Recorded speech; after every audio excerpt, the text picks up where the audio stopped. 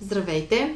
За мен и адвокат Нейкова ще бъде чест и удоволствие да ви запознаем с новите изменения в Закона за обществените поръчки. Основната цел на предстоящия семинар е абсолютно практически насочен. Ще коментираме трудностите, които срещат възложителите и участниците при прилагането на Закона за обществените поръчки. Подробно и конкретно ще се спрем на вътрешните правила на възложителя.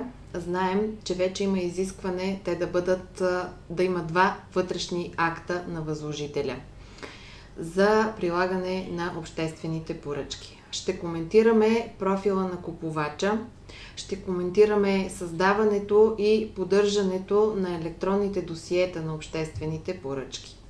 Също така ще коментираме възлагането на обществена поръчка чрез публична покана и на обществена поръчка чрез открита процедура. Грешките, пропуските, слабостите при работата на възложителите, на хората, които подготвят документацията за обществени поръчки и на хората, които играят ролята на участници и изготвят своите оферти при възлагането на обществени поръчки. Семинарът ще бъде абсолютно практически насочен, тъй като всяка една процедура е сама за себе си. При всяка една процедура се получават много въпроси и много отговори. Очакваме ви. За нас ще бъде безкрайно удоволствие да зададете своите въпроси, а пък ние да дадем нашите отговори.